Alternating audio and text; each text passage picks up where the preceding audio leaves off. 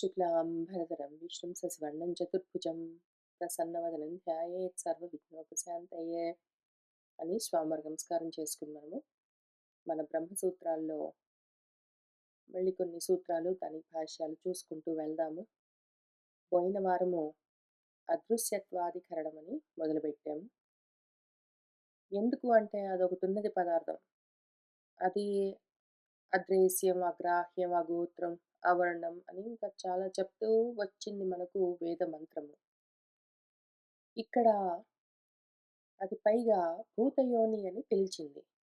ఈ భూతయోని అన్నది అంటే ప్రాణులన్నింటికి కారణమై ఉన్నదేదున్నదో అదేమై ఉంటుంది అని మనము ఆలోచన చేస్తూ ఉన్నాము. ఇదే సమయంలో అది పరాయయ తదక్షరం అధిగమ్యతే అన్నది. ఏ పరావిద్య వల్లనైతే ఆ అక్షరాన్ని తెలుసుకుంటామో అన్నది. పోనీ అక్కడ కూరుకోకుండా ఈ అక్షరం కన్నా గూడా పరమైన దానికన్నా పరమైందేంటో ఒకటున్నది అని గూడా అన్నది. అక్షరాత్ పరతః పరః అని అన్నది. ఇప్పుడు మనము ఇన్ని రకాలుగా చెప్తున్న దాంట్లో అక్షరం అన్నది, అక్షరానికి పరతః అన్నది, దానికి పరః అన్నది. చెప్పేదేమో పరావిద్య అంటుంది. మళ్ళీ అపరావిద్య కూడా ఉండాలి గదా! పరావిద్య ఉంటే. రకరకాలుగా దానికి దృష్టాంతాలు చూపిస్తూ ఉన్నది. కాబట్టి ఇప్పుడు ఈ అక్షరాత్ పరతః పరః అన్నప్పుడు చెప్తూ ఉన్నది ఏంటి అని మనము ఇవాళ కొంత చూసుకుంటూ వెళ్దాము. అసలు అద్రేశ్యం, అగ్రాహ్యం అన్నదొక కొన్ని విశేషణాలతో చూపించింది. సర్వజ్ఞం, సర్వవిత్త అవ్వవలసి ఉంది గాబట్టి, అదిగో అది మన భూతయోని తప్పనిసరిగా పరమాత్మ పదార్థం అని మనకు తెలుస్తూనే ఉన్నది. సరే దాన్నట్లా అర్థం చేసుకున్నా గూడా, ఇదిగో ఈ మాట ఒకటన్నదది. అక్షరాత్ పరతః పరః అన్నది. ఇందులో ఇంతకి అక్షరమేది, దాని పరమేది, దాని పరమేది అని మనము తేల్చుకోవడానికి కూర్చుంటున్నాము. చూస్తూ వెళ్దాము. అక్షరాత్ పరతః పరః ఇతి అత్రాపి न ప్రకృతాత్ భూతయోనేః అక్షరాత్ పరః కశ్చిత్ అభిధీయతే.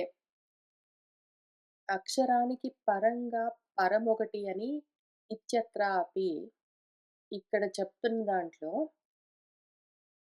ప్రకృతమైన అంటే ప్రస్తావించబడుతున్న భూతయోనికి ఆ అక్షరాత్ పరః అని దానికి ఏంటో పరంగా ఇంకొకటి ఉన్నది అని చెప్పబడట్లేదు అని మన సిద్ధాంతి అంటే, కథం ఏతత్ అవగమ్యతే, అది నీకెట్లా తెలిసింది?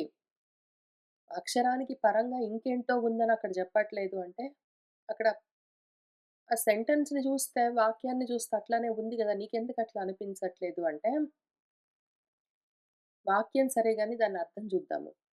ఏన అక్షరం పురుషం వేద సత్యం ప్రోవాచ తత్వతః బ్రహ్మ విద్యాం ఇతి ముండకోపనిషది. మనకి ముండకోపనిషత్తు ఏం చెప్తున్నదంటే, దేని వల్లనైతే ఆ అక్షరమైన పురుషుడు, ఆ సత్యము అయిన తత్వము ఏదున్నదో దాన్ని వేద తెలుసుకుని, మళ్ళీ దాన్నే ఆ బ్రహ్మ విద్యనే తత్వతః ప్రోవాచ, తత్వతః యథార్థంగా తనెట్లా తెలుసుకున్నాడో అట్లా చెప్పాడు అని చెప్తూ ఉన్నప్పుడు, బ్రహ్మ విద్యను చెప్పాడు అన్నప్పుడు, ఏ విద్య వల్ల ఆ అక్షరం, పురుషం, సత్యం తెలుస్తుందో అన్నప్పుడు ఇక్కడ అక్షరం అంటే మళ్ళీ బ్రహ్మమే అయి ఉండాలి కదా! పరమాత్మ. మళ్ళీ అది కాక ప్రధానమో, ఏదో శారీరుడో అయ్యేందుకు అవకాశం లేదు కదా!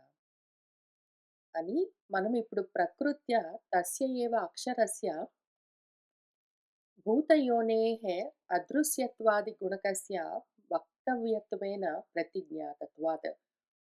ప్రకృత్యా ఇక్కడ ప్రస్తావించబడుతూ ఉన్న తస్యేవ అక్షరస్య ఆ అక్షరం గురించే, ఆ భూతయోని గురించే అదృశ్యత్వం, అగ్రాహ్యత్వం మొదలైన గుణాలన్నీ వక్తవ్యం చెప్పవలసి ఉన్నది అని అది ప్రతిజ్ఞ చేసింది గదా! చెప్తాను పట్టు అని.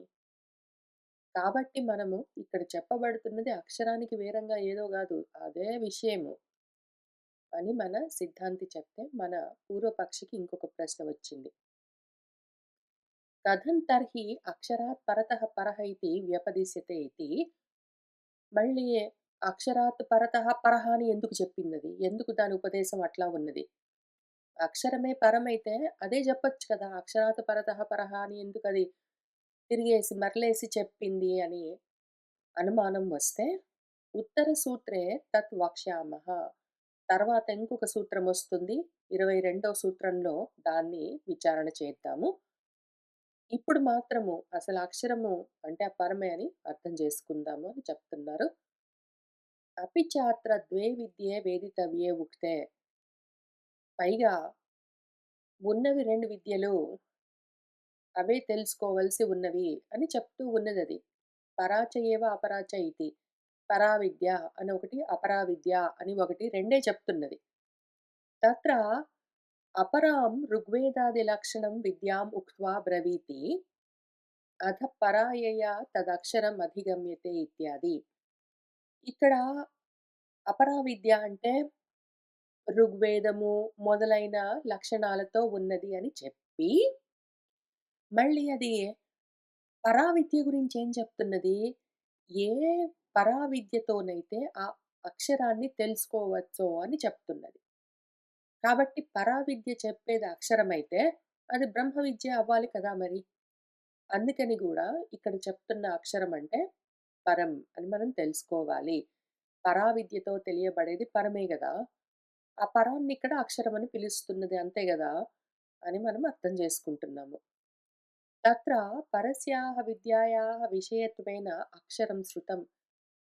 ఇక్కడ పరావిద్యకు విషయంగానే అక్షరాన్ని చెప్తూ ఉన్నారు. కాబట్టి పరావిద్య చెప్పేది పరమే. అందుకని అక్షరం అంటే పరం. అక్షరానికి పరం గాదు. అక్షరమే పరమని మనం అర్థం జేసుకోవాలి. యది పునః పరమేశ్వరాత్ అన్యత్ అదృశ్యత్వాది గుణకం అక్షరం పరికల్ప్యేత నా ఇయం పరావిద్యా స్యాత్. అట్లా గాకుండా ఒకవేళ మళ్ళీ పరమేశ్వరుడికి అన్యంగా అదృశ్యము, అగ్రాహ్యము మొదలైన గుణాలతో ఉన్నది ఇంకేంటో వేరే ఒక అక్షరం అనొకటున్నది అని మనం కల్పించుకున్నామంటే, అప్పుడు దానివల్ల ఈ పరావిద్య వల్ల తెలిసే అక్షరం అవ్వకుండా పోతుందది. పరావిద్య పరాన్నే చెప్పవలసి వస్తుంది. అక్షరం వేరేగా ఇంకోటేదో ఉన్నది అనుకుంటే, ఆ వేరే దాన్ని చెప్పడానికి గాదు కదా పరావిద్య ఉన్నది. పరావిద్య చెప్పేది అక్షరమైతే, ఆ అక్షరం పరమై ఉండాలి. కాబట్టి ఈ కారణాలకి ఇక్కడ అదృశ్యం, అగ్రాహ్యం, అవర్ణం అని చెప్తూ ఉన్నదంతా గూడా ఆ అక్షరము పరం. పరాపర విభాగः హి అయం విద్యయోః అభ్యుదయ నిశ్రేయస ఫలతయా పరికల్ప్యతే. పైగా పరావిద్య, అపరావిద్య అని విభాగం చేసి, ఈ 2 విద్యలకు అపర విద్యకు అభ్యుదయము, పరవిద్యకు నిశ్రేయసము ఫలంగా గూడా చూపించింది. నిశ్రేయసం అంటే మోక్షము. పరావిద్య వల్ల మోక్షము, అపరావిద్య వల్ల అభ్యుదయము చూపించిందది పాపము. కాబట్టి ఇప్పుడు నచ ప్రధాన విద్య నిశ్రేయస ఫల కేనచిత్ అభ్యుపగమ్యతే. ఒకవేళ అది పరా, అపరా అని చెప్తూ ఉన్నప్పుడు వాటికి సరిపోయే విధంగా 2 ఫలితాలు చెప్తూ అభ్యుదయము, నిశ్రేయసము అని ఊరుకుంది. ఇప్పుడు అక్షరము, దానికి పరతః, దానికి పరము అని 3 చెప్పవలసి వస్తే, ప్రధానానికి మళ్ళీ వేరుగా ఇంకొక ఫలశ్రుతి చెప్పవలసి వచ్చేది గదా! మన వేదానికి. నచ అదట్లా చెయ్యలేదు మరి. నచ ప్రధాన విద్య నిశ్రేయస ఫల కేనచిత్ అభ్యుపగమ్యతే. ప్రధాన విద్య వల్ల నిశ్రేయసము మోక్షం ఫలంగా కలుగుతుంది అని ఎవ్వరూ అనరు గదా! కాబట్టి ప్రధాన విద్య బ్రహ్మ విద్య, పరావిద్య అవ్వదు. ఎందుకంటే ప్రధానం గురించి తెలుసుకుంటే మోక్షం కలుగుతుందని ఎవరు అనరు గాబట్టి. పైగా అపర విద్య వల్ల అభ్యుదయం మాత్రం కలుగుతుందని వేరే దానికి ఫలశ్రుతి చెప్పారు. ప్రధానానికి ఏమి చెప్పలేదు. ఒకవేళ అట్లా అయ్యుంటే తిస్రః చ విద్యాః ప్రతిజ్ఞాయేరన్ 3 విద్యలుగా చెప్పేదప్పుడది. అది అపర విద్య, ప్రధాన విద్య, పరావిద్య. లేదో ప్రధాన విద్య, పరావిద్య, అపర విద్య అని ఏదో చెప్పవలసొచ్చేది దానికి. అది చెప్పలేదట్లా. త్వత్పక్షే నువ్వన్న పక్షంలో ఒకవేళ అక్షరః అక్షరాత్ పరతః పరః అన్నప్పుడు అక్షరము దానికి పరంగా అని నువ్వు దాన్ని ఇన్ని రకాలుగా తీసుకునే పక్షంలో అక్షరాత్ భూతయోనేః పరస్య పరమాత్మనః ప్రతిపాద్యమానత్వాత్. నువ్వట్లా అంటే అది 3 విద్యలు చెప్పాల్సొచ్చేది. నువ్వు 3 ఉన్నాయి అన్నావంటే వేదం 3 విద్యలు చెప్పేది. చెప్పలేదు గదా! అక్షరానికి, భూతయోనికి పరంగా పరమాత్మను ఇంక వేరేగా ప్రతిపాదించవలసొచ్చేది దానికి. కానీ అదట్లా చేయలేదు. ద్వే ఏవ తు విద్యే వేదితవ్యైః నిర్దిష్టే. రెండే ఉన్నాయి తెలుసుకోవాల్సిన విద్యలు. పరావిద్య, అపరావిద్య అని జెప్పి ఊరుకుందది. పైగా రెండున్నాయని చెప్పి గూడా మళ్ళీ అందులో ఒకటే ఉందని జెప్పిందది. తస్మిన్ను భగవః విజ్ఞాతే సర్వం ఇదం విజ్ఞాతం భవతి ఇతి ముండకే. భగవః గురువుగారు ఏది తెలుసుకుంటే ఇదం సర్వం విజ్ఞాతం భవతి మొత్తం తెలుసుకున్నట్టవుతుందో అది ఒక్కటే నాకు చెప్తారా అని మన శిష్యుడు అడిగినప్పుడు మన గురువుగారు పరావిద్యను, బ్రహ్మ విద్యను ఉపదేశం చేయడం ప్రారంభిస్తారు. ఇతి చ ఏక విజ్ఞానేన సర్వ విజ్ఞాన అపేక్షణం సర్వాత్మకే బ్రహ్మణి వివక్ష్యమాణే అవకల్ప్యతే. నచ్చేతన మాత్రైకాయతనే ప్రధానే భోగ్య వ్యతిరిక్తే వా భోక్తరి. అటువంటప్పుడు ఏక విజ్ఞానేన ఏదో ఒక్క విజ్ఞానం ఉన్నది. దాన్ని తెలుసుకోవడం వల్ల సర్వ విజ్ఞాన అపేక్షణం సర్వ విజ్ఞానము, సర్వ రకాల విజ్ఞానాలు అందులోకే వచ్చేస్తాయి అని దేన్ని గురించి చెప్పుకోవచ్చు మనము? సర్వాత్మకమైన పరబ్రహ్మం గురించి వివక్ష్యమాణము చెప్పాలన్న కోరికతో మాత్రమే అదట్లా చెప్తుంది. అంతేగాని అచేతన మాత్రమై ఉన్న ప్రధానం గురించో, భోగ్య వస్తువులకు వ్యతిరేకంగా ఉన్న భోక్త శారీరుడు గురించో అదెందుకు చెప్తుంది? అపి చ పైగా సహ బ్రహ్మ విద్యాం సర్వ విద్యా ప్రతిష్టాం అధ్వరాయ జ్యేష్ఠపుత్రాయ ప్రాహ ఇతి మళ్ళీ ముండకే. ఆయన గురువుగారు, మన శిష్యుడు గురువుగారు ఏ ఒక్కటి తెలుసుకుంటే అన్నీ తెలిసినట్టు అవుతుందండి, అన్నీ తెలుసుకోవడం అవుతుంది అని అడిగితే, అప్పుడు ఆ గురువుగారు సహా ఆయన జ్యేష్ఠపుత్రాయ అథర్వాయ తన జ్యేష్ఠపుత్రుడైన అథర్వుడికి తన శిష్యుడిగా ఇప్పుడు ప్రశ్న వేసిన తన పుత్రుడికి సర్వ విద్యా ప్రతిష్టాం సర్వ విద్యలకు ఆధారమై ఉన్న బ్రహ్మ విద్యను ప్రాహ ఉపదేశం చేశాడు అని ముండకోపనిషత్తు చెప్తూ వచ్చింది.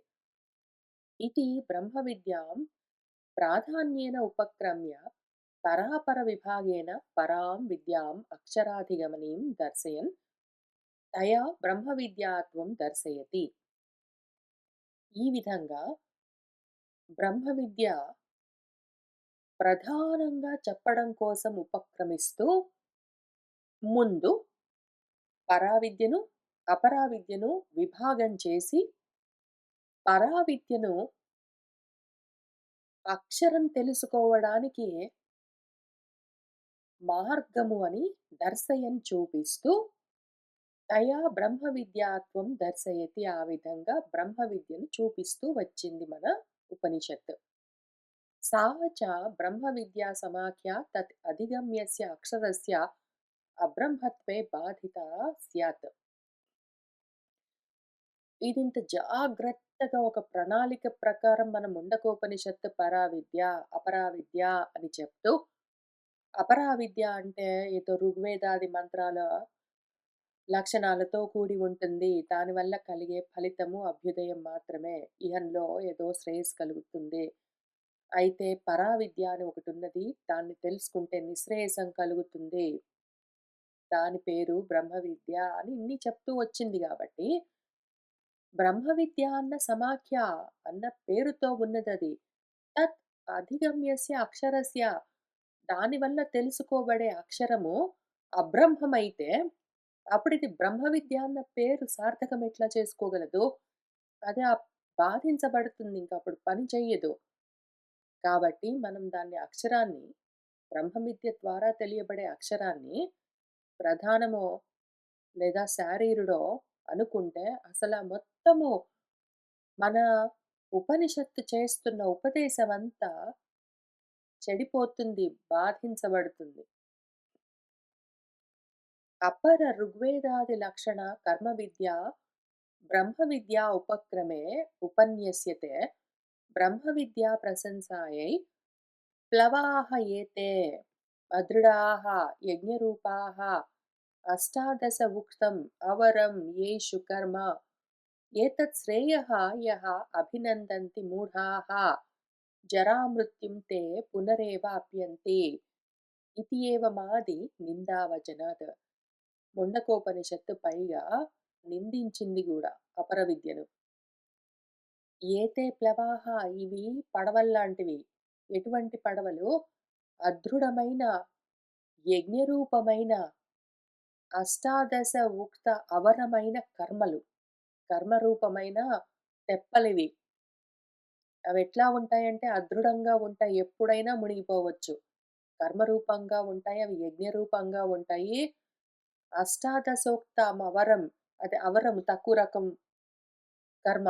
కర్మ ఎప్పుడైనా తక్కువ రకమే జ్ఞానానికి. జ్ఞానం ఎప్పుడైనా ఆత్మజ్ఞానమే. అష్టాదశ ఒక 18 పడవలుంటాయి. యజ్ఞరూపంగా ఒక 18 అదృఢమైన, బలహీనమైన పడవలుంటాయి. ఏవి అంటే, ఒక 16 ఋత్వికులు, 17వ వాడు యజమాని, 18 ఆయన భార్య. ఈ 18 పడవలతో అదృఢమైన ఒక యజ్ఞరూపమైన కర్మను బెట్టుకుని, ఏతతిది శ్రేయస్కరము. ఓహో! దీనివల్ల నాకెంతో గొప్ప శ్రేయస్సు కలుగుతుంది అని ఎవడైతే అభినందంతి దాన్ని గొప్పగా మెచ్చుకుంటాడో, పొగుడుతాడో, ఆచరిస్తాడో అటువంటి వాళ్ళందరూ మూఢాః మూర్ఖులు. వాళ్ళందరూ ఈ అదృఢమైన ఆ తెప్పలను పట్టుకుని మళ్ళీ మళ్ళీ జరామృత్యువులనే పునః పునః ఏవ అప్యంతి పొందుతూ ఉంటారు అని చాలా గట్టిగానే నిందించింది మనకు మన ముండకోపనిషత్తు. ఎవరైతే వీటిని అభినందిస్తారో వాళ్ళందరూ మూర్ఖులు అని నిందించింది. నిందిత్వా నిందించి ఊరుకోలేదది. యజ్ఞరూపమైన కర్మలు చేసుకుంటూ కూర్చుంటే నువ్వు ఎంత దూరం వెళ్తావో, మాటి మాటికి మునిగిపోతావా సంసార సాగరంలో అని చెప్పి ఊరుకోలేదు. దాని తర్వాత అసలు తరుణోపాయాన్ని గూడా అది ఉపదేశం చేస్తూ ఏమనిందంటే, నిందిత్వా చ అపరాం విద్యాం తతః విరక్తస్య పరవిద్యాధికారం దర్శయతి. పరీక్ష్య లోకాన్ కర్మచితాన్ బ్రాహ్మణః నిర్వేదమాయాత్ నాస్తి అకృతః కృతేన తద్విజ్ఞానార్థం సహ గురుం ఏవ అభిగచ్చేత్ సమిత్పాణిః శ్రోత్రియం బ్రహ్మనిష్టం ఇతి. ముండకోపనిషత్తు ఏం చెప్పిందంటే, ఈ విధంగా నిందించి కర్మలు పట్టుకొని కూర్చుంటే, యజ్ఞాలు అవన్నీ పట్టుకొని కూర్చుంటే ఎంత కాలమైనా సరే ఇంక అక్కడి నుంచి దాటకపోతే, అవి అదృఢమైన తెప్పల్లాంటివి అందులోనే మునిగిపోతారు వాళ్ళు గాని, అని ఆ అపర విద్యను నిందించిన తర్వాత తతః ఇంక దానితో విరక్తి కలిగిన వాడికి పరావిద్యను కూడా పరావిద్యకు అధికారాన్ని గూడా దర్శింపచేస్తూ చూపిస్తూ ఏమన్నదంటే, పరీక్ష లోకాన్ కర్మచితాన్ కర్మచిత్త లోకాన్ పరీక్ష కర్మల వల్ల ఈ యజ్ఞ కర్మలన్నీ చేస్తూ కూర్చుంటే దానివల్ల ఏ లోకాలు కలుగుతాయో అన్నీ పరీక్షించి చూసుకుని ఆ బ్రాహ్మడు నిర్వేదమాయాత్ నిర్వేదాన్ని పొందాలి. ఎన్ని లోకాలు పొందినా సరే బ్రహ్మలోకం దాకా నేను ఏ లోకాన్ని పొందినా సరే అన్నీ అపరమే గదా! అవరమే గదా! అన్నీ నశించిపోయేవే కదా! ఏదో ఒక సమయంలో ప్రతిది నశించిపోయేదే. ఇటువంటివి ఎంత సాధిస్తే మాత్రము ఏం ఉపయోగము? నేను చాలా పుణ్యాలు చేసి, చాలా యజ్ఞయాగాలు చేసి, గొప్ప గొప్ప లోకాలన్నీ సాధిస్తే, 2 విధాలుగా నేను మళ్ళీ జన్మల్లోకే వచ్చేస్తాను. ఒక్కటి, నేను చాలా ఎక్కువగా పుణ్యాలవన్నీ చేసుకొని అనంత కాలము ఆ లోకాల్లో ఉండవలసి వస్తే గూడా, నా పుణ్యం ఇంకా మిగిలినా గూడా ఆ లోకాలు ఉండాలి గదా! ఆ లోకాలకు కూడా ఒక ఎండ్ పాయింట్, ఎక్స్‌పైరేషన్ డేట్ ఉంటుంది. వాటికి గూడా ఒక ప్రళయకాలం ఉంటుంది. లయమైపోతాయి. నా పుణ్యం ఇంకా మిగిలున్నా గూడా లోకాలు లయమయ్యే సమయమొస్తే, అప్పుడు నేను కూడా అందులోనే వెళ్ళిపోతాను. మళ్ళీ వాటితో పాటే పుడతాను. ఉపయోగం లేదు. అంత పుణ్యం లేదు నాకు. లోకాలన్నీ నశించిపోయినా గూడా మిగిలిపోయేంత పుణ్యం అంత లేదు గానీ, ఎంతో కొంత ఉంది గొప్ప పుణ్యలోకాల్లో భోగాలనుభవించే పుణ్యం ఉన్నది అంటే, ఎంత కాలం ఉంటుంది? ఆ పుణ్యము క్షయమైన దాకానే గదా నేనక్కడ ఆ లోకాల్లో ఉండేది. మళ్ళీ వచ్చి జన్మ తీసుకోవాలి. ఎంత ప్రయత్నం చేసినా గూడా ఇంతే గదా! అని నిర్వేదాన్ని పొందాలి. వాడికేం అర్థం గావాలి? కృతేన ఏవో కర్మలు చేయడం వల్ల అకృతము. ఇప్పుడు కర్మలు చేస్తే మనమేం చేయొచ్చు? ఏదైనా ఒక వస్తువును ఒక పని ద్వారా ఉత్పాదన చెయ్యవచ్చు, కల్పించవచ్చు. ఏదైనా కర్మ వల్ల ఏదైనా వస్తువును ఆప్యము దూరంగా ఉంటే వెళ్లి తెచ్చుకోవచ్చు. లేదైన్ ఏదైనా పని చేసి కష్టపడి ఒక వస్తువును బాగు జేసుకొని వాడుకోవచ్చు. లేదా ఒక వస్తువులో ఏదైనా తక్కువుంటే దాన్ని పూరించుకోవచ్చు. సంస్కరించుకోవడమో, ఏదో పొందడమో, ఏదో ఉత్పత్తి చేయడమో ఇట్లాంటివేవో కొన్ని లక్షణాలతో మనము కల్పించుకోవచ్చు. ఇప్పుడు ఈ బ్రహ్మ పదార్థము, ఆత్మ పదార్థము శుద్ధి చేయవలసిన అవసరం లేనిది. అది పరిశుద్ధం. అది ఏదో లోతుపాతులుంటే ఫిక్సింగ్ జేసుకోవడానికి అవసరమే లేనిది. అది పరిపూర్ణం. అదెక్కడికో వెళ్లి తెచ్చుకోవాల్సిన అవసరం లేనిది. అది నేనే. నా ఆత్మస్వరూపం అది. అది కొత్తగా కల్పించవలసిన అవసరం లేదు. నేనెప్పుడూ ఉన్నాను. కాబట్టి ఎప్పుడూ ఉన్న ఆత్మస్వరూపాన్ని, ఎప్పుడూ ఉన్న స్వరూపాన్ని కొత్తగా కల్పించేది లేదు. ఎక్కడికో వెళ్లి తెచ్చుకునేది లేదు. దాన్ని నింపుకొని బాగు జేసుకునేది లేదు. దాన్ని పూర్ణం జేసుకునేది లేదు. దాన్ని శుద్ధి జేసుకునేది లేదు. ఇవన్నీ దానికి నాస్తి అని తెలుసుకోవాలి. అయితే అది వెంటనే కలగదు. ఆ జ్ఞానము తెలియడము, అది అనుభవంలోకి రావడము 2 వెంటనే కలగవచ్చు, కలగకపోవచ్చు. అప్పుడేం చెయ్యాలంటే తద్విజ్ఞానార్థం దాన్ని తెలుసుకోవడం కోసము వాడు, ఆ సాధకుడు, ఆ విద్యార్థి, ఆ శిష్యుడు, ఏ విద్యార్థి పరావిద్యను అర్థిస్తున్నవాడు గురుమేవ అభిగచ్చేత్, గురువుగారిని ఆశ్రయించాలి. సమిత్పాణి అయి గురువుగారిని ఆశ్రయించాలి. ఆయన దగ్గర ప్రణిపాతేన పరిప్రశ్నేన సేవయా ఈ పరావిద్యను అధ్యయనం చెయ్యాలి. ఆ గురువు గారెట్లా ఉండాలి? శ్రోత్రియుడై ఉండాలి. శృతిలో ఏ బ్రహ్మను చెప్తూ ఉన్నారో, శృతి ఏ బ్రహ్మను చెప్తూ ఉన్నదో, ఉపదేశిస్తూ ఉన్నదో, ఆ బ్రహ్మను తెలుసుకున్నవాడై ఉండాలి. అదే నిష్టలో ఉన్నవాడై ఉండాలి. గురువుగారికుండే లక్షణమేమి? శ్రోత్రియుడై ఉండాలి. సొంతంగా ఏదో ఒకటి కల్పించుకుని చెప్పడం గాదు.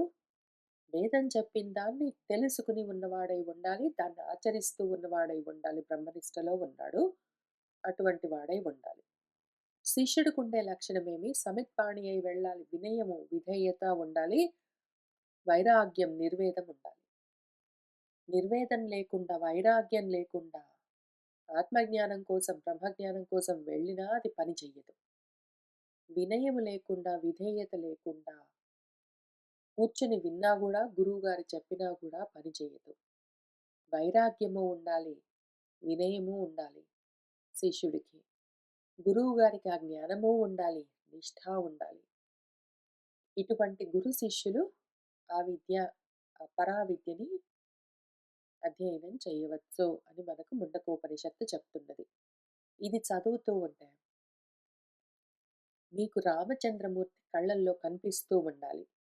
రామచంద్రమూర్తి ఇప్పుడు అరణ్యకాండలో ఏం చేశారు, ఆయన ఆ అరణ్యమంతా చుట్టి వచ్చారు. 10 సంవత్సరాలు, 10 సంవత్సరాలు ఆయన ఆ అరణ్యమంతా తిరుగుతూ ఉన్నారు.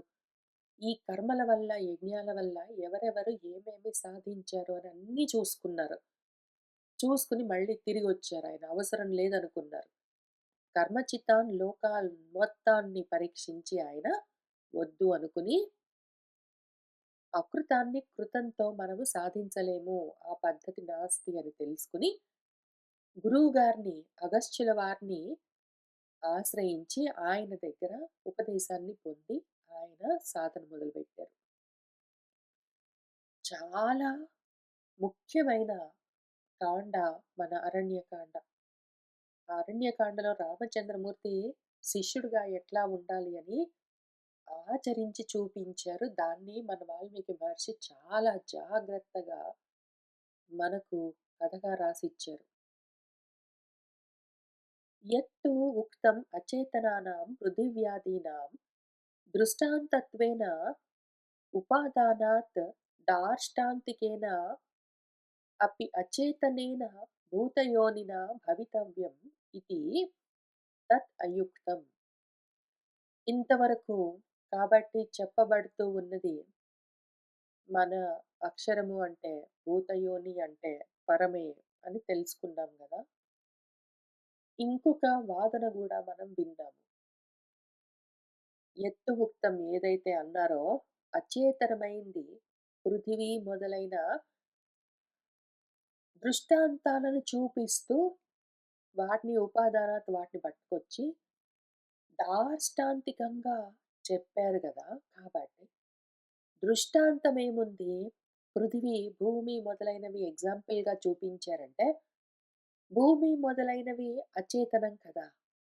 అందుకని దార్ష్టాంతికం అక్షరం కూడా అచేతనమై ఉండాలి. అందుకని భూతయోని అంటే కూడా అచేతనమైనదై ఉండాలి. కాబట్టి మన ప్రధానము అచేతనము. అందుకని భూతయోని అచేతనము ప్రధానము అని ఏదన్నారో అది కూడా కుదరదు. అయుక్తం. ఎందుకు అంటే నహి దృష్టాంతదార్ష్టాంతికయోः అత్యంతసామ్యేన భవితవ్యం ఇతి నియమः అస్తి. దృష్టాంతంలో చూపించినట్టే దాష్టాంతంలో అన్ని విధాలుగా సామ్యము ఉండాలి. అత్యంత సామ్యం ఉండాలి అని ఎక్కడా నియమమన్నది నాస్తి లేదు. దృష్టాంతంలో చూపించిందే పృథివీ మొదలైన ఎగ్జాంపుల్స్‌లో ఉన్నట్టుగా అచేతనమై ఉండాలి దార్ష్టాంతికం గూడా. కాబట్టి దార్ష్టాంతికం ఇక్కడ మన భూతయోని అక్షరము అచేతనమే అవ్వాలి అని చెప్పడము అయుక్తం. కుదరదు. అట్లాంటి నియమం లేదు. ఎగ్జాంపుల్స్‌లో నుంచి కొన్ని కొన్ని గుణాలు చూపిస్తారు అంతవరకే. అపి చ స్థూలాः పృథివ్యాదయः దృష్టాంతత్వేన ఉపాత్తా ఇతి న స్థూలः ఏవ దార్ష్టాంతికः భూతయోనిః అభ్యుపగమ్యతే. ఒకవేళ నువ్వన్నట్టు దృష్టాంతం అచేతనమైన వస్తువు గదా! కాబట్టి దార్ష్టాంతం గూడా అచేతనమే అయి ఉండాలి గదా! అందుకని నా ప్రధానాన్ని చెప్దాము అంటే, సరే నువ్వన్నట్టే ట్రై చేద్దాము. దృష్టాంతం అచేతం కాబట్టి దార్ష్టాంతం అచేతనం అవ్వాలన్నావు. దృష్టాంతంలో ఇంకొక లక్షణం గూడా ఉంది. పృథివీ మాటలో స్థూలత్వం అన్న ఒక లక్షణం ఉన్నది, గుణము.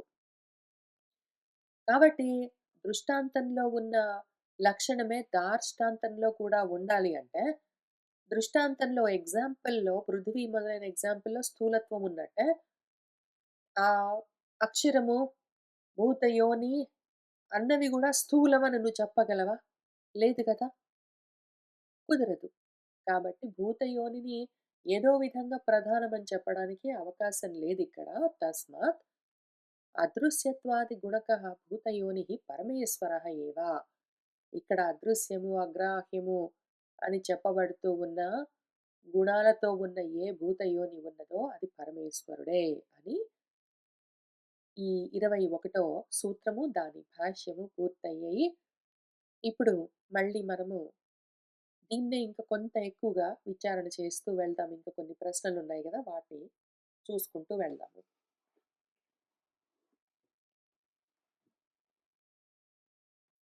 విశేషణ భేద వ్యపదేశాభ్యాం చ న ఇతరౌ. ఇతరాలు ఆ 2 మన ప్రధానము, మన జీవుడు, శారీరుడు. ఈ 2 ఇక్కడ చెప్పబడుతున్న భూతయోని కానే గాదు. ఎందుకు? విశేషణ భేద వ్యపదేశాభ్యాం. విశేషణం చూపిస్తున్నది, భేదం చూపిస్తూ ఉన్నది మనకు వేదము. ఈ 2 వ్యపదేశం ఉపదేశిస్తున్నది గాబట్టి, ఆ 2 మన ప్రధానము, మన శారీరుడు 2 భూతయోని కాదు అని ఈ సూత్రానికి స్థూలంగా అర్థము. ఇప్పుడు భాష్యం చూద్దాము. ఇతః చ పరమేశ్వరः ఏవ భూతయోనిః న ఇతరౌ శారీరः ప్రధానం వా. ఇతశ్చ అందుకని పరమేశ్వరుడే భూతయోని. ఆ మిగిలిన 2 శారీరుడో ప్రధానమో కాదు. అంటే కస్మాత్ ఎందుకు అని మన పూర్వపక్షి ప్రశ్న.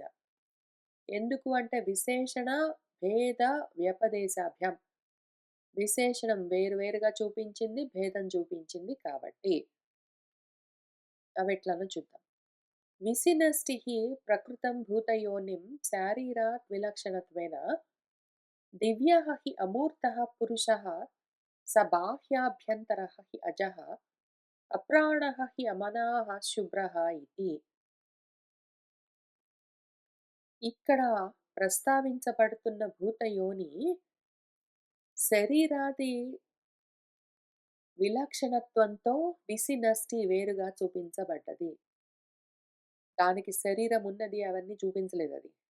అసలది దివ్యమయింది. అది అమూర్తము. దానికి మూర్తి, రూపం, ఆకారం లేదు ఆ పురుషుడికి. సబాహ్యాభ్యంతరః లోపల, బయట అంతటా ఉన్నది. శరీరంతో సంబంధం ఉంటే అందులో మాత్రమే ఉండాలి. శారీరుడైతే శరీరం పర్యంతమే ఉంటాడు. శరీరాన్ని దాటి ఉండడం కుదరదు. ఇదేమో బాహ్యాభ్యంతరం మొత్తం అయి ఉన్నది. అజహ దీనికసలు జన్మ లేదు. శరీరానికి జన్మ ఉంటుంది. శరీరానికి ప్రాణం కావాలి. లేకపోతే అది ఉండదు. దీనికి ప్రాణం అవసరం లేదు. అప్రాణం అది. దీనికి మనస్సు లేదు. ఇది శుభ్రం. శరీరానికి శుభ్రత ఉండదు. మనస్సు ఉండదు. అప్రాణం. దానికి ప్రాణం కావాలి. అది జన్మ తీసుకోవాలి. అంత మాత్రమే ఉంటుంది. లోపల, బయట ఎక్కడ పడితే అక్కడ ఉండదది. దానికి ఒక ఆకారం ఉంటుంది. అది దివ్యం గాదు. అది జడం. అచైతన్యం. ఇన్ని లక్షణాలతో ఉన్న ఒకదాన్ని శరీరానికి వేరుగా చూపించారు కాబట్టి. నహి ఏతత్ దివ్యాది విశేషణం అవిద్యా ప్రత్యుపస్థాపిత నామరూప పరిచ్ఛేదాభిమానినః తద్ధర్మాన్ స్వాత్మని కల్పయతః శారీరస్య ఉపపద్యతే.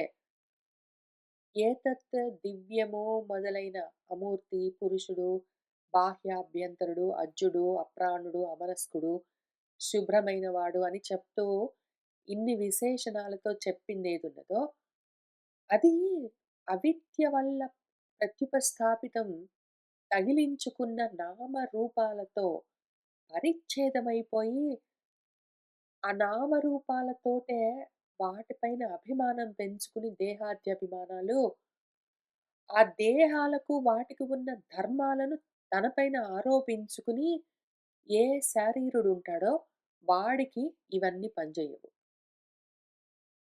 ఏ శారీరుడున్నాడో వాడు నామము, రూపము బెట్టుకుని ఆ విధంగా పరిచ్ఛేదమైపోయి ఉన్న శరీరాన్నే నేను అన్న అభిమానంతో ఉండి, దాన్నే జూపించి ఇదే నేను అంటుంటాడు వాడు. ఆ దేహ ధర్మాలన్నీ నావే అంటుంటాడు వాడు. అటువంటి వాడికి ఇవన్నీ పనిజెయ్యవు మరి. తస్మాత్ కాబట్టి సాక్షాత్ ఔపనిషదః పురుషः ఇహ ఉచ్యతే ఇక్కడ చెప్తూ ఉన్నది సాక్షాత్తుగా ఉపనిషత్ పురుషుడు. కాబట్టి శారీరుడు కాడు. ఇప్పుడు ప్రధానమా దాని గురించి చూద్దాము. తథా ప్రధానాదపి ప్రకృతం భూతయోనిం భేదేన వ్యపదిశతి. అక్షరాత్ పరతః పరః ఇతి. ప్రధానం మన ప్రస్తావించబడుతున్న భూతయోని అవ్వడానికి అవకాశం లేదు అని ప్రధానానికి వేరుగా భేదంగా దీన్ని ఉపదేశించింది మనకు వేదము. అక్షరాత్ పరతః పరః ఇతి. ఎట్లా అంటే అక్షరము అవ్యాకృతము. నామరూప బీజ శక్తి రూపము. భూత సూక్ష్మము. ఈశ్వరాశ్రయము. తస్య ఏవ ఉపాధిభూతం సర్వస్మాత్ వికారాత్ పరః యః అవికారः తస్మాత్ పరతః పరః ఇతి భేదేన వ్యపదేశాత్ పరమాత్మానం ఇహ వివక్షితం దర్శయతి. అక్షరమన్నది అవ్యాకృతం. అంటే ఇంకా అది వికారం చెందలేదు. అది నామరూప బీజ శక్తి రూపం. నామము, రూపము తయారవ్వడానికి కావలసిన బీజ రూపమైన శక్తిగా ఉంటుందది. భూత సూక్ష్మము. స్థూలంగా ఉన్న పంచభూతాలు మొదలైనవి గావు. సూక్ష్మభూతాల రూపంగా ఉంటుంది. ఎందుకంటే అది ఇంకా అవ్యాకృతం. వికారం మార్పులు చెందలేదు. అది వేరు పడలేదు. ఈశ్వరుణ్ణే ఆశ్రయించి ఉంటుంది కాక, ఆ ఈశ్వరుడికే ఇది ఉపాధిగా ఉంటుంది. సర్వస్మాత్ వికారాత్ పరః అన్ని వికారాలకు వేరుగా ఉంటుంది. యహ ఏదైతే అవికారము దానికి వికారాలు లేవో, తస్మాత్ పరతః పరః దానికి వేరుగా ఉన్నది అని భేదం చూపించింది కాబట్టి, పరమాత్మనే ఇహ వివక్షితం దర్శయతి ఇక్కడ వివరిస్తూ ఉన్నది. నా అత్ర ప్రధానం నామ కించిత్ స్వతంత్రం తత్వం అభ్యుపగమ్య తస్మాత్ భేద వ్యపదేశః ఉచ్యతే. కాబట్టి ఇక్కడ ప్రధానమన్న పేరున్నది ఇంకేంటో స్వతంత్రంగా ఉన్న తత్వం గురించి భేదాన్ని వ్యపదేశిస్తూ చెప్పడం గాదు. ఇక్కడ ప్రధానం అని పేరున్నది ఏదో ఇంకోటున్నది తత్వము. దాని గురించి చెప్తాను అని వేరుగా చూపించట్లేదు. కిం తర్హి మళ్ళేం జేయాలిప్పుడు అంటే, యది ప్రధానమపి కల్ప్యమానం శృతి అవిరోధేన అవ్యాకృతాది శబ్దవాచ్యం భూతసూక్ష్మం పరికల్ప్యతాం. యది ఒకవేళ అంటే ఇప్పుడు ఈ అక్షరమన్నది ఈశ్వరుణ్ణి ఆశ్రయించి ఉన్నది. దానికే ఉపాధిలాగా ఉన్నది. నామరూపాలకు బీజంగా ఉన్నది. సూక్ష్మభూతంగా ఉన్నది. అయితే వికారం చెందలేదు. ఇంకా మార్పులు చెందలేదు, వేరుపడలేదు అని చెప్తూ ఉంటే, ఇవన్నీ మళ్ళీ వేరుగా ఉన్నట్టుగానే అనిపిస్తున్నాయి గదా! అంటే, సరే పోనీ అట్లా అనిపిస్తే పోనీ అట్లానే అనుకో. ఏది ఒకవేళ నీ ప్రధానాన్నే తీసుకొచ్చి నువ్వు అనదలుచుకున్నావనుకో. అయితే ప్రధానమైనా సరే కల్పించుకుంటే నువ్వు, శృతికి విరోధం లేకుండా ఉండాలి. వేదం చెప్తున్న మాటకి వేరుగా కాకుండా ఉండాలి. అవ్యాకృతమైన ఏదో ఒకటున్నది. ఈ అవ్యాకృతము నామరూప బీజశక్తి రూపం, భూత సూక్ష్మం, ఈశ్వరాశ్రయం, తస్యైవ ఉపాధిభూతం, సర్వస్మాత్ వికారాత్ పరం అని ఏది చెప్తున్నారో, ఆ అక్షరాన్ని నువ్వు ప్రధానం అనదలుచుకున్నావనుకో. అవ్యాకృతాది శబ్దాలు ఇక్కడ అవ్యాకృతం అని చెప్పిన ఆ శబ్దాలన్నిటికీ వాచ్యమైనది నీ ప్రధానమని నువ్వు అనాలనుకున్నావనుకో.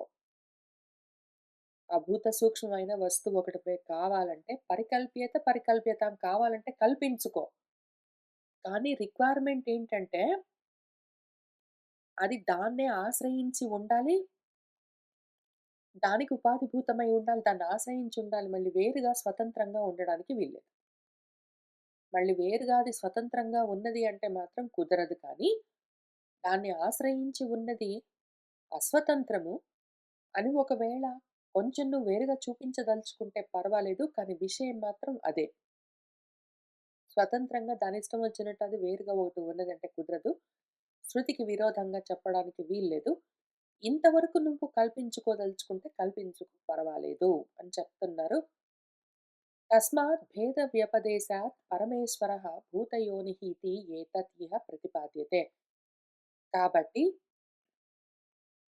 ఈ భేదాలన్నీ ఉపదేశిస్తూ ఉండడం చేత పరమేశ్వరుడే భూతయోని అయి ఉన్నాడు కానీ శారీరుడో ప్రధానమో కాదు అని ఇక్కడ ప్రతిపాదించబడుతూ ఉన్నది. దాంతో 22వ సూత్రము, దాని భాష్యము కూడా పూర్తయ్యాయి. ఇప్పుడు మళ్ళీ ఆ అక్షరాత్ పరతః పరః అన్నది మనకి ఇంకా పూర్తవ్వలేదు. ఇంకా ప్రశ్నలు అట్లానే ఉన్నాయి. కాబట్టి తర్వాత మళ్ళీ ఇంకొక సూత్రం వస్తూ ఉన్నది. రూపోపన్యాసాత్ చ. రూపాన్ని కూడా ఉపన్యసిస్తూ ఉండడం చేత. ఏంటో చూద్దాము. అపి చ అక్షరాత్ పరతః పరః ఇత్యస్య అనంతరం ఏతస్మాత్ జాయతే ప్రాణः ఇతి ప్రాణప్రభృతీనాం పృథివీపర్యంతానాం తత్వానాం సర్గం ఉక్త్వా తస్య ఏవ భూతయోనేః సర్వవికారాత్మకం రూపం ఉపన్యస్యమానం పశ్యామః. అక్షరాత్ పరతః పరః అని చెప్తూ ఇంక తర్వాత ఇంకా ఆ అక్షరం నుంచే ఇదిగో ఈ మొత్తమంతా జన్మించింది, ప్రాణమొచ్చింది అని ఇంక ప్రాణము మొదలైన వాటి దగ్గర నుంచి మొదలుపెట్టి పృథివీ పర్యంతం తత్వాలన్నింటిని ఆ సర్గను అంటే ఆ సృష్టి క్రమాన్ని ఉక్త్వా చెప్పి తస్య ఏవ అక్కడే మళ్ళీ భూతయోనేః సర్వవికారాత్మకం రూపం. భూతయోని యొక్క రకరకాల వికారాలతో, మార్పులతో రూపాలను తీసుకోవడం గురించి ఉపన్యాసం చేస్తూ వచ్చింది. దాన్ని మనం పశ్యామః చూస్తూనే ఉన్నాము. అదేమనింది అక్కడికి ఊరుకోలేదు. అగ్నిః మూర్ధా, చక్షుషి చంద్రసూర్యౌ, దిశః శ్రోత్రే, వాక్ వివృతాః చ వేదాః, వాయుః ప్రాణः, హృదయం విశ్వమస్య పద్భ్యాం పృథివీ హ్యేషః సర్వభూతాంతరాత్మ అని ముండకోపనిషత్తు ఏం చెప్పింది మనకు? ఆ భూతయోని ఒక ఆకారాన్ని తీసుకుంటే ఆ ఆకారం ఎట్లా ఉంటుందంటే, దానికి తల అగ్ని, కళ్ళు సూర్యచంద్రులు, చెవులు దిక్కులు, వాక్ వేదాలు, వ్యాపించిన వేదాలు, వాయువు ప్రాణము, ఈ విశ్వము హృదయము, పాదాలు భూమి, ఈ విధంగా సర్వభూతాంతరాత్మ అని ఆ రూపాన్ని వర్ణించింది. తచ్చ పరమేశ్వరస్య ఏవ ఉచితం. ఇదంతా చెప్పాలంటే పరమేశ్వరుడికే చెప్పాలి. సర్వ వికారణ కారణత్వం. సర్వ వికారాలకు కారణత్వంగా పరమేశ్వరుణ్ణి చెప్పడమే ఉచితమిక్కడ. శారీరస్య తనుమహిమ్నః. శారీరుడికి ఇటువంటి శరీరం ఉండడం కుదరనే కుదరదు. నా అపి ప్రధానస్య అయం రూపోపన్యాసః సంభవతి. ప్రధానానికి గూడా ఇటువంటి రూపాన్ని ఉపన్యసించడం కుదరదు. సర్వభూతాంతరాత్మత్వ అసంభవాత్. ఎందుకు అంటే ప్రధానము సర్వభూతాలకు అంతరాత్మ అని ఎక్కడా చెప్పబడలేదు గదా! ఇక్కడ ఇంత వర్ణించి అదేమనింది? సర్వ వికారణ కారణం అని జెప్పింది. దాంతో పాటే సర్వభూతాంతరాత్మ అన్నది. సర్వభూతాలకు అంతరాత్మగా ఉన్నది ఆత్మే మరి. కాబట్టి ఒకటి అసలు ఈ రూప వర్ణన చూస్తేనే అది శారీరుడు కాదని తెలుస్తున్నది. 2 అంతరాత్మ అని పిలిచింది గాబట్టి ప్రధానం కాదు అని తెలుస్తున్నది. తస్మాత్ పరమేశ్వరः ఏవ భూతయోనిః న ఇతరౌ ఇతి గమ్యతే. అందుకని పరమేశ్వరుడే భూతయోని. ఆ మిగిలిన 2 శారీరుడు ప్రధానము కాదు అని మనకు తెలుస్తూనే ఉన్నది ఈ కారణానికి. ఎందుకు అంటే వేదమే ఈ మంత్రం ఇచ్చింది కాబట్టి. కథం పునః భూతయోనేః అయం రూపోపన్యాసః ఇతి గమ్యతే. మరైతే ఎందుకు ఈ రూపాన్ని ఇంతగా ఉపన్యసించింది, వర్ణించి, వర్ణించి చెప్పింది? అగ్ని తల అన్నది, సూర్యచంద్రులు కళ్ళు అన్నది ఇవేమిటో చెప్పింది. ఎందుకు చెప్పవలసొచ్చిందంటే, ప్రకరణం అట్లా ఉన్నది కాబట్టి. ఏషః ఇతి చ ప్రకృతానుకర్షణాత్. ఇక్కడ ప్రస్తావించబడుతున్న ప్రకరణంలో చెప్పబడుతూ ఉన్న విషయం ఏషః అంటే మన పరమాత్మ, పరమేశ్వరుడే. భూతయోనిం హి ప్రకృత్యా ఏతస్మాత్ జాయతే ప్రాణః ఏషః సర్వభూతాంతరాత్మ ఇతి వచనం భూతయోని విషయం ఏవ భవతి. భూతయోనిని ప్రస్తావించి చెప్తూ ఉన్న ప్రకరణంలో ఇక్కడి నుంచే ప్రాణం వచ్చింది, ఇది సర్వభూతాంతరాత్మ అని చెప్తూ ఉంటే ఏతస్మాత్ ఏషః అంటే ఆ భూతయోని కాక ఇంకా ఏమి? కాబట్టి భూతయోని విషయమే ఇక్కడ చెప్పబడుతూ ఉన్నది ఈ వేదవచనంలో. యథా ఉపాధ్యాయం ప్రకృత్య ఏతస్మాత్ అధీష్వా ఏషః వేద వేదాంగ పారగః ఇతి వచనం ఉపాధ్యాయ విషయం భవతి తదుపద్. ఉపాధ్యాయుడి గురించి ప్రస్తావిస్తూ ఉన్నప్పుడు ఇది చదువు అంటే వేదాంగాలను చదువుకునేవాడు అని మనకెట్లా అర్థమవుతుందో, అట్లానే ఇక్కడ గూడా ఆ ప్రకరణాన్ని బట్టి కాంటెక్స్ట్‌ని బట్టి ప్రకరణం అంటే కాంటెక్స్ట్. ఆ కాంటెక్స్ట్‌ని బట్టి మనకు ఇదే విషయమని తెలుస్తూనే ఉన్నది. కథం పునః అదృశ్యత్వాది గుణకస్య భూతయోనేః విగ్రహవత్తు రూపం సంభవతి అని మళ్ళీ ఒక ప్రశ్న వచ్చింది. మళ్ళీ అదృశ్యము, అగ్రాహ్యము అని గుణాలన్నీ చూపించి, మళ్ళీ కూర్చోబెట్టి, భూతయోనికి ఈ మొత్తం విగ్రహమంతా, రూపమంతా ఎందుకు వర్ణించి చెప్పింది? ఆ రూపం ఎట్లా కలుగుతుంది మరి? అదృశ్యమై ఉన్న దానికి రూపం ఉన్నదని ఎందుకు చెప్తున్నది? అని ప్రశ్న వస్తే, సర్వాత్మత్వ వివక్షయా ఇదం ఉచ్యతే. సర్వాత్మత్వాన్ని సర్వాత్మగా ఉండడాన్ని చెప్పడం కోసం ఇదంతా చెప్పవలసి వస్తుంది. అంతా అదే అని చెప్పడం కోసం ఏదో ఎక్స్‌ప్లెయిన్ చేసిందది డ్రమాటిక్‌గా. నతు విగ్రహవత్వ వివక్షయా ఇతి దోషః. నిజంగా ఉన్నదని గాదు. ఉన్నదంతా అదే అని చెప్పడం అక్కడ ముఖ్యమైన ఉద్దేశము. అహమన్నమహమన్నమహమన్నాదః అని ఎట్లా జెప్తారో అట్లానే ఇది గూడా. ఉన్న విషయాన్ని ఎక్స్‌ప్లెయిన్ చేసేటప్పుడు వండించి చెప్తారు. ఇంకా కొంచెం పెంచి చెప్తారు. అయితే చెప్తున్న విషయాన్ని అర్థం చేసుకోవాలి. స్థూలంగా పదాలకు అర్థం గాదు అని చెప్తున్నారు. అక్కడికి అవ్వలేదు. ఇంకా కొంచెం ఉన్నది చూసుకుంటూ వెళ్ళాలి. ఈలోగా అసలు ఇంత ఎందుకు మనం చర్చ చేస్తున్నాము? చదువుతున్న సమయంలో నాకొకటి గుర్తుకొచ్చింది. ఎందుకు ఇంత కూర్చొని ప్రతిది ఒక్కొక్క అక్షరం, ఒక్కొక్క పదం, ఒక్కొక్క వేదవాక్యాన్ని పట్టుకుని, ఒక్కొక్క సూత్రంలో మనం ఎందుకింతగా విచారణ చేస్తాము అంటే, ఇదిగో ఇదే విషయము. అదేమో రూపాన్ని వర్ణించిందనుకోండి. అదొకవేళ రూపాన్ని వర్ణిస్తే, అగ్ని దానికి తల, సూర్యచంద్రులు కళ్ళు అని చెప్పగానే రూపాన్ని పట్టుకుంటారు. దానికి రూపం లేదు అంటే, ఇంక వేరేదేదో పట్టుకోవడానికి ప్రయత్నం జేస్తారు. ఈ రకంగా ఉన్నందుకే అది పాపము అటు ఇటు చెప్పవలసి వస్తుంది. ఈ విషయాన్ని మన శంకర్లు వారు ఒక చిన్న విషయంలో, చిన్న మాటలో ఎక్స్‌ప్లెయిన్ చేస్తూ వచ్చారు. దాన్ని మళ్ళీ ఒకసారి జ్ఞాపకం చేసుకుందాము. కొద్ది సూత్రాల వెనక ఇక్కడ ఆయన ఏం జెప్పారు, "యత్ర హి ద్వైతమివ భవతి తత్ ఇతరః ఇతరం పశ్యతి" इति अविद्याविषये सर्वे व्यवहारं दर्शयति।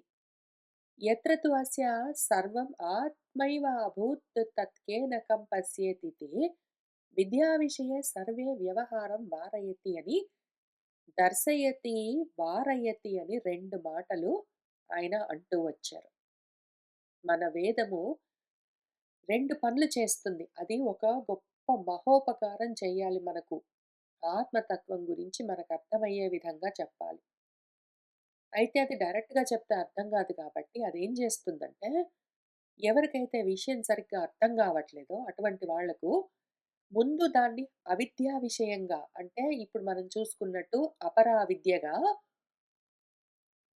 ఏదైతే ద్వైతంలాగా కనిపిస్తూ ఉన్నదో, అటువంటి సమయంలో మాత్రమే ఒకదాన్ని ఒకటి చూస్తూ ఉంటుంది. రెండున్నాయంటే ఓ దాన్నోటి చూడొచ్చు అని చెప్పి, రెండున్నట్టుగా వాటిని దర్శింపచేసి, ఆ వ్యవహారం కోసం మాత్రమే నిజంగా ఉన్నాయని గాదు.